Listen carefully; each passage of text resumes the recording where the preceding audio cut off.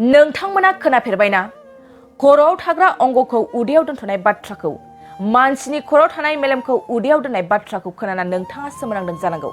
नाथाय जेसेबांनो सोमोनांथाव एसेबांनो दुखुनांथाव जाथायजों मोगा-मोगि जानांगासिनो दं सासे बर' सुबुङा। चिरां आमगुरि थानानि सिङाव थानाय आमगुरि हाथाइनि सानजाहा थानाय नङागाव गामिनि थागिबि 45 बोसोर बैसोनि शंकर मुसाहारिया थांनाय एप्रिल दानाव अपारेशन खालामखांनायनि उनाव खर'नि मेलेमखौ उदैयाव दोनथ'नो गोनां जादों आरो फिन अपारेशन खालामनो हायाव दिनैसिमबो उदैयावनो लाना सोलिनो गोनां जादों होनना फोरमायदों।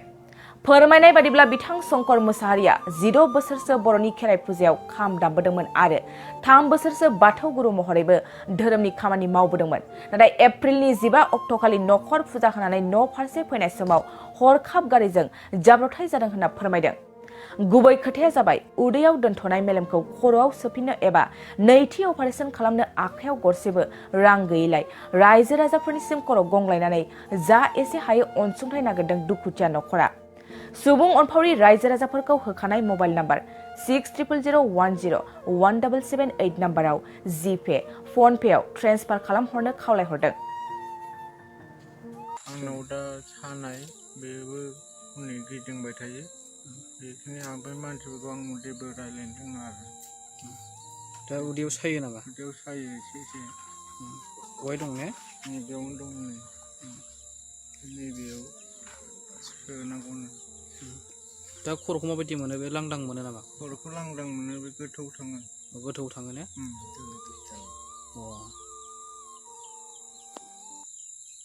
दा बेहा माने दाख्लै थांनाय एप्रिल दाननि 16 तारिखआव गारि एक्सिडेन्ट जादों। दा बे गारि एक्सिडेन्ट जानायाव फार्स्ट बे अपारेशन जाबाय। दा सेकेन्ड अपारेशन दंबायो। बे सेकेन्ड अपारेशना जाहाथे डाबल जानानै दं। दा बेनि ब्रेनखौ नैबे उदैयाव हानानै दोनथ'नाय जादों। दा डाक्टारनि बायदिलाय माने 2 मासनि उनाव जों बेखौ लांफिननांगौमोन। आरो थाखा फैसा गैयिनि थाखाय जों दासिम लांनो हायाखै। दा बेनि थाखायनो जाहाथे बिटिआर सरकारा अननानै बे शंकर मुसाहारिखौ बे खामानिखौ मावनो थाखाय एसे एनै अनसुंथाइ होयो। दा बेखौनो लुबैदों। दा जोंहा शंकर मुसाहारिया धोरोमनि पक्षेबो खाम, खेराइ फोरबो आरो अजा एसे गायबायमोन। खाम दामनायाथ' गोबाव बोसोर जाबायमोन बियो। खमैबाबो बे 16-17 बोसोर जाबायमोन। बिनि उनाव बियो बोसोरब्रै बोसोरबानि सिगां आरो अजा गायोमोन। बिदिनो गामि गामि सालामि होयोमोन।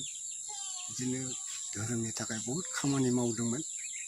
दा मा खालामनो हरखाबै नैबे दाख्लै बैसागोनि सिगां एप्रिल दानाव बे 16 तारिखआव बे दाबसेयाव फुजा हैना फैनायाव बे मोनसे एक्सिडेन्ट जायो।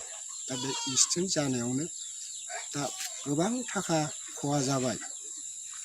रायजो राजानिफ्रायबो बिदिनो एसे एनै हरदों, बेसाफोर हराखै नङा।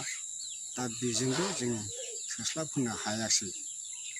दा नैबे अनलायनायनि गेजेरजों जोंहा बे शंकर मुसाहारिखौ नेक्स्ट अपारेशनाव जाहाथे मावनो थाखाय एसे एनै रां अनसुंथाइ होयो बिटिआर सरकारनिफ्राय। दा आं बेखौनो खावलायदों। खुलुमबाय रायजो राजा, आइ आफा, बिदा फंबाय, बिब' बिनानावफोर। दिनै आंहा न'खराव बिराद खैफोदाव गोग्लैदों, खस्थ'आव गोग्लैदों। दिनै आंहा जेबो राहायानो गैया। आंनि हौवाया दिनै गारि एक्सिडेन्ट जानानै दं।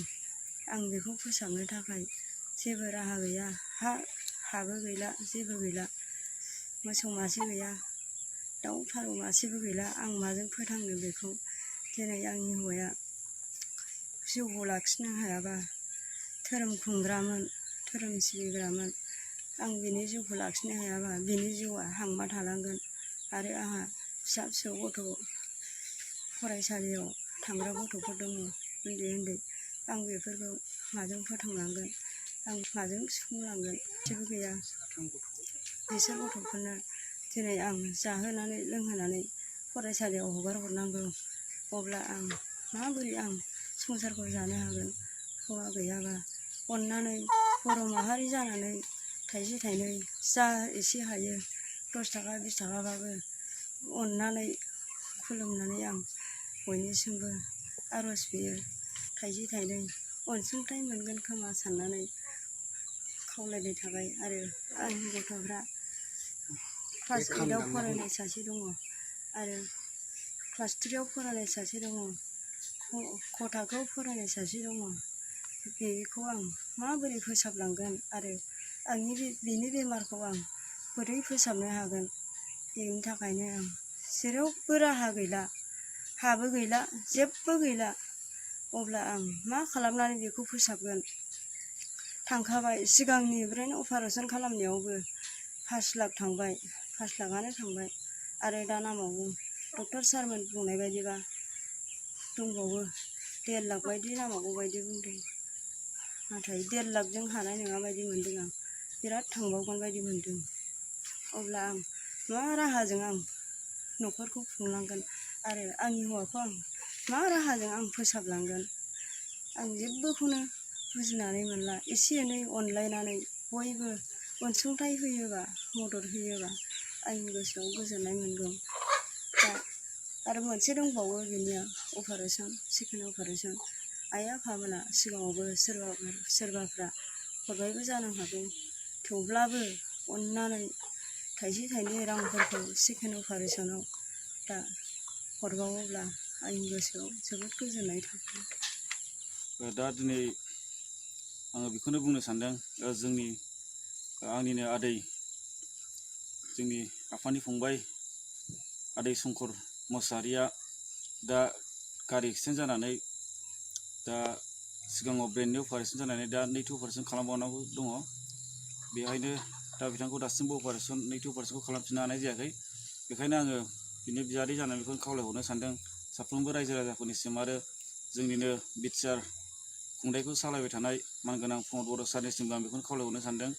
सारा जेन जोंनि आदैखौ नैथि अपारेसन खालामनायाव राङारि अनसुंथाइ हरनानै हेफाजाब होयो आरो साफ्रोमबो बिटिआर हालामनि रायजो राजा नोंथांमोननिसिमबो आरो साफ्रोमबो बर' रायजो राजाफोरनिसिम आङो बेखौनो खावलायहरदों, नोंथांमोना जेन आंनि आदैखौ नैथि अपारेसन खालामनायाव एसे एनै जा हायो हरनानै हेफाजाब होयो आरो बिथांखौ उनावहाय माबा मोनसे मोजां अबस्थायाव लाबोफिननो हायो, आं बेखौनो खावलायहरनाय थाबाय। दा बिथांखौ नैथि अपारेसनाव लांफिननांगौ डेटआथ' बारलांबाय, दा 6 मासनि गेजेराव लांफिननांगौमोन। दा दिनै एप्रिलनि 15निफ्राय लायोबा 6 मासनि बारलांबाय। बेखायनो दा नैबे अक्ट'बरनि गेजेरावनो जोङो बेखौ लांनो सानदोंमोन। अक्ट'बरनि 20 तारिखसोनि गेजेरावनो जों बिथांखौ हस्पिटालाव लांफिननो सानदों। दा बेखिनि समावनो जोङो माबा मोनसे सोरनिफ्रायबा अनसुंथाइ मोनोबा जों मोजां जागोन होननानै सानदों। दुर्गा फुजानि धामाका दख'ना डिजाइन। दख'ना फालांगिरि खालामग्रा बिथांमोननि थाखाय अदालगुरि सहरनि रयेल बड' फेशन हाबा लानानै फैदों फुजानि गोदान गोदान डिजाइननि दख'ना, गेमस्रि गाननाय दख'ना, मिथि गाननाय दख'ना, थाइलेण्ड दख'नानि धामाका दख'नानि डिजाइन। दख'ना फालांगिरिफोरनि थाखाय अदालगुरि रयेल बड' दख'ना गलायाव मोननो हागोन नोंथांमोना गेमस्रि गाननाय दख'ना, मिथि गाननाय दख'ना, सिखिरि दख'ना, आर'नाइ दख'ना आरो थाइलेण्ड दख'नाखौ हलसेल रेटआव। बर'नि हारिमुआरि गाननाय जोमनायफोरखौ दख'ना फालांगिरिफोरनि थाखाय बयनिख्रुइबो खमसिन बेसेनाव मोननो हागोन अदालगुरिनि रयेल बड' फेशन हाबाव बायदि रोखोमनि दख'ना। नोंथाङा दख'नानि फालांगि खालामनोब्लाबो रयेल बड' हाबाव गासैबो दख'नाखौ हलसेल रेटआव मोननो हागोन। खम बेसेनावनो लांनानै फालांगिबो खालामनो हागोन। रयेल बड' गलायाव थांनाय फैनायनिबो जेबो उसुबिदा गैया। रयेल बड' हाब दख'ना गलानि थंआनो जाबाय अदालगुरि रेल स्टेशननि साखाथियावनो। सोरबाफोर दुर्गा फुजानि अफारखौ खाबु लानानै दख'ना फालांगि खालामनोब्ला 9957383083 जानबुं न'आव खौरां लानो